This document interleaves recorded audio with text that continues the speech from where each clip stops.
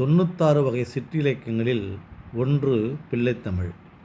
கலம்பகம் எவ்வாறோ, பள்ளு எவ்வாறோ, குறவஞ்சி எவ்வாறோ, தூது எவ்வாறோ, அதேபோல பிள்ளைத்தமிழ் என்பது ஒன்று.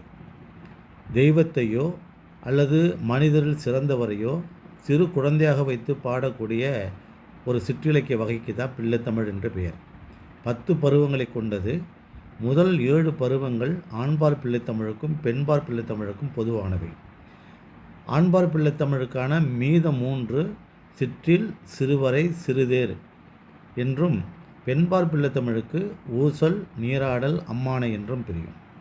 தமிழினுடைய முதல் பிள்ளைத்தமிழ் நூல் எது என்றால் ஒட்டக்கூத்தர் எழுதிய குலோத்துங்க சோழன் பிள்ளைத்தமிழ் என்பதுதான் தமிழில் எழுதிய முதல் பிள்ளைத்தமிழ். குமரகுருபரர் 2 பிள்ளைத்தமிழ் நூல்களை எழுதினார். ஒன்று மதுரை மீனாட்சியம்மன் பிள்ளைத்தமிழ். அந்த மதுரை மீனாட்சியம்மன் பிள்ளைத்தமிழில் இருக்கக்கூடிய வருகை பருவத்தில் அவர் பாடுகிற போது மதுரை மீனாட்சி அம்மனே சிறு குழந்தையாக வந்து அவருக்கு முத்து மாலை அணிவித்ததாக ஒரு வரலாறு உண்டு. எனவே மதுரை மீனாட்சி அம்மன் பிள்ளைத்தமிழ், முத்துக்குமாரசாமி பிள்ளைத்தமிழ் என்ற 2 நூல்களை அவர் பாடினார். சேக்கிழார் பிள்ளைத்தமிழுடைய ஆசிரியர் யார் அப்படின்னா மகாவித்வான் மீனாட்சி சுந்தரம் பிள்ளை. அவருக்கு 10 கம்பன் என்ற பெயரும் உண்டு. பிள்ளைத்தமிழ் என்ற நூலுக்கு வழிகாட்டி யார் அப்படின்னா பெரியாழ்வார் தான்.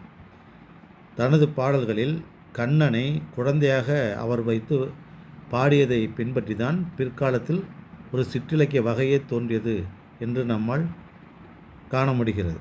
எனவே பிள்ளைத்தமிழ் என்ற சிற்றிலக்கிய வகை வருவதற்கும் மிக முக்கியமான ஒரு காரணமாக இருந்தவர் பெரியாழ்வார் தான். அவர் கண்ணனை சிறு குழந்தையாக தனது பாடல்களே பாடினார்.